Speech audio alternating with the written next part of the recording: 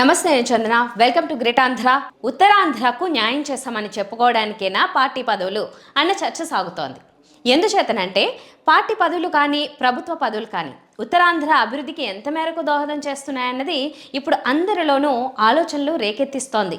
ఉత్తరాంధ్ర విషయమే తీసుకుంటే ఆనాడు ఉమ్మడి ఆంధ్రప్రదేశ్లోనూ ఈనాడు విభజన ఆంధ్రప్రదేశ్లోనూ అత్యంత వెనకబడిన ప్రాంతంగానే ఉంది. ఒక్క విశాఖ నగరం తప్ప మిగిలిన జిల్లాలన్నీ అన్ని విధాలుగాను అభివృద్ధికి ఆమడ దూరంలోనే ఉన్నాయన్నది నిష్ఠూర సత్యం. ఉత్తరాంధ్రకు పదవులు మాత్రం బాగానే దక్కుతున్నాయి. తెలుగుదేశం కూటమి హయాంలో పోటీలు పడి మరీ పదవులిస్తున్నారు. కూటమి ప్రభుత్వంలో హోంశాఖ పదవి ఉత్తరాంధ్రకే దక్కింది. అలాగే స్పీకర్ పదవి కూడా ఇచ్చారు. కేంద్ర మంత్రి పదవి కూడా ఇదే ప్రాంతానికి లభించింది. ఇక పార్టీ పరంగా చూస్తే గనక తెలుగుదేశం ఏపీ టీడీపీ అధ్యక్ష పదవిని గడిచిన 11 ఏళ్లుగా ఉత్తరాంధ్ర జిల్లాల వారికే కట్టబెట్టి మరీ కేటాయిస్తూ వచ్చింది.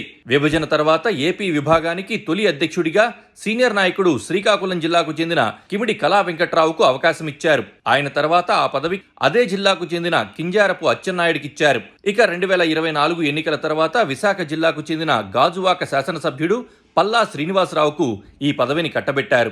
ఇప్పుడు అదే వరుసలో బీజేపీ కూడా ఒక ప్రయోగం చేసింది. విశాఖ జిల్లాకు చెందిన బీసీ నాయకుడు సీనియర్ నేత అయిన పివిఎస్ మాధవ్కు ఏపీ బీజేపీ అధ్యక్ష పగ్గాలను అప్పజెప్పింది. ఇక సామాజిక వర్గాల పరంగా చూస్తే టీడీపీ నుంచి పనిచేసిన 3 బీసీ నేతలుగా ఉన్నారు. అందులో కిమిడి కళా వెంకట్రావు బీసీ తూర్పు కాపు అయితే అచ్చెన్నాయుడు బీసీ వెలమ సామాజిక వర్గానికి చెందినవారు. ప్రస్తుత టీడీపీ అధ్యక్షుడు పల్లా బీసీ యాదవ సామాజిక వర్గానికి చెందినవారు. బీజేపీ కూడా అన్ని ఆలోచించి ఆచితూచి తీసుకున్న నిర్ణయం కూడా బీసీలకే పెద్దపీట వేసింది. బీసీ వెలమ సామాజిక వర్గానికి చెందిన మాధవ్ను అలా ఎన్నుకున్నారు. ఉత్తరాంధ్రలో చూస్తే బీసీలు అత్యధిక సంఖ్యలో ఉన్నారు. రాజకీయంగా చూస్తే తూర్పు కాపులు, కొప్పుల వెలమలది కీలక పాత్ర.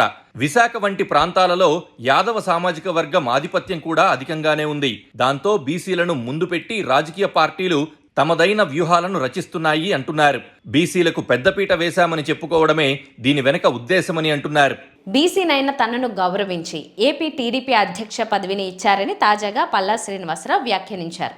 బీసీలకు బీజేపీ అగ్రతాంబూలం ఇచ్చిందని, అందుకే మాధవ్కి అవకాశం దక్కిందని బీజేపీ నేతలు చెప్తున్నారు. ఇదంతా ఎందుకు అంటే బీసీలను తమ వైపు తిప్పుకోవడానికే అని అంటున్నారు.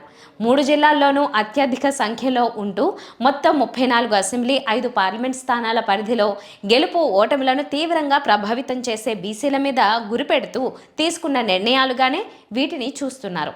టీడీపీకి సంబంధించి చూస్తే 11 ఏళ్లుగా ఏపీ అధ్యక్ష పీఠం బీసీలకు ఇస్తూ ఉన్న ఉత్తరాంధ్రకు దక్కింది ఏంటి అన్న ప్రశ్నలు వస్తున్నాయి. అదేవిధంగా బీసీలకు లభించిందేంటి అన్న సందేహాలు కూడా వస్తున్నాయి. టీడీపీలో అధినాయకత్వం అంటే చంద్రబాబు, లోకేష్ గానే ఉన్న వేళ ఏపీ అధ్యక్షుడికి ప్రత్యేకంగా అధికారాలేముంటాయన్నది కూడా చర్చగా ఉంది.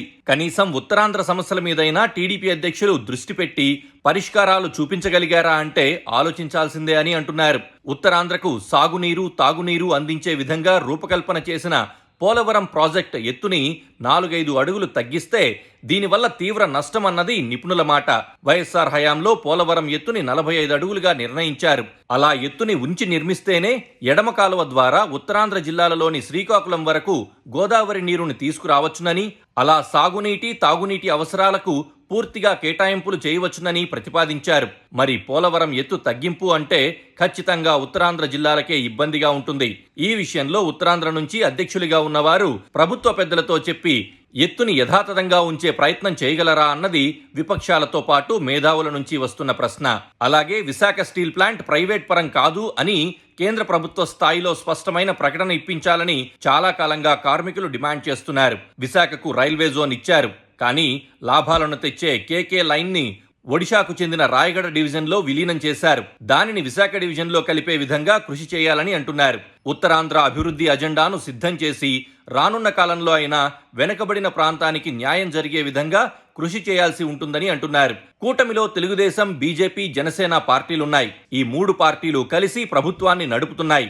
అందులో 2 పార్టీలకు చెందిన రాష్ట్ర విభాగాల అధ్యక్షులు ఉత్తరాంధ్ర వాసులే కావడం ఆనందకరమే, కానీ ఆ పదవులు కేవలం అలంకారప్రాయంగా మిగిలిపోకూడదు అంటున్నారు.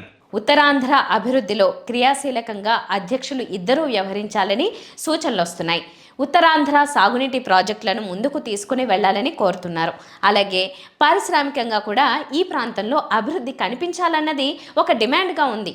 ఈ విషయంలో విజయవంతమైతే కేవలం బీసీలే కాదు, అన్ని సామాజిక వర్గాల నుంచి మద్దతు దక్కుతుందని అంటున్నారు.